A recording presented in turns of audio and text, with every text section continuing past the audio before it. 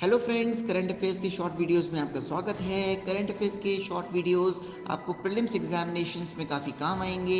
इसके साथ साथ मेंस एग्जामिनेशंस और ऐसे में भी आप इनकी इंफॉर्मेशन को यूज़ कर सकते हैं। आज हम बात करेंगे जॉ बिडेन की। आपको पता होगा जॉ बिडेन यूएसए के नए राष्ट्रपति चुने गए हैं। आज हम बात करेंगे कि जॉ बिडेन का इंडिया के साथ कैसा संबंध अभी तक रहा है और आगे जाकर as a president Joe Biden India के साथ कैसा रिलेशन मेंटेन कर सकते हैं।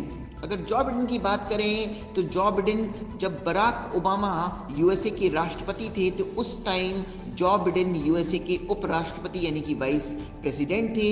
अगर मैं आपको बताऊं तो जॉ बिडेन इंडिया के साथ हमेशा से बेहतर संबंध रखना चाहते हैं। 2006 में जॉ बिडेन ने ये भी बोला था कि मैं चाहता हूं कि वर्ल्ड के अंदर अगर दो सबसे क्लोज कंट्रीज हों तो वो भारत और यूएसए यानी कि अमेरिका हो।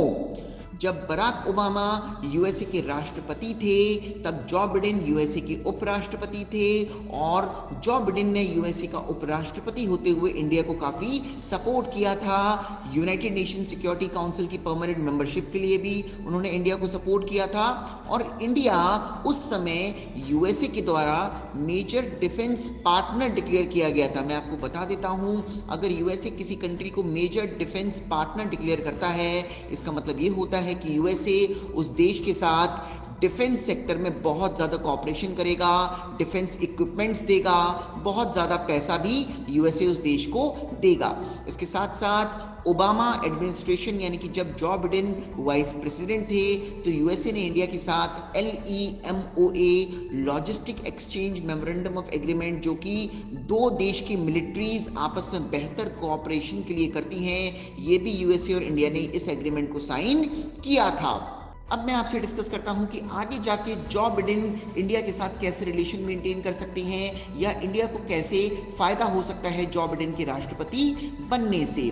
तो जॉ बिडेन इंडिया के साथ हमेशा बेहतर ट्रेड संबंध रखना चाहते हैं, व्यापार को अच्छा रखना चाहते हैं। तो जॉ बिडेन जो है बेसिकली डोनाल्ड ट्रंप से काफ़ी ज़्यादा कोऑपरेटिव है ट्रेड के मामले में इंडिया के लिए। अगर H1B वीज़ा इश्यूज़ की बात करें तो आपको पता होगा इंडिया के लोगों के लिए यूएसए का H1B वीज़ा बहुत इंपॉर्टेंट होता है। वो लोग जो यूएसए के अंदर जाके बसना चाहते हैं, वो लोग जो यूएसए के अंदर जाकर काम करना चाहते हैं, H1B वीज़ा की ज़रूरत होती है। तो जॉ बिडेन जो है वो H1B वीज़ा जो है उसके लिए काफ़ी ज़्यादा सपोर्ट इंडिया को कर सकते हैं।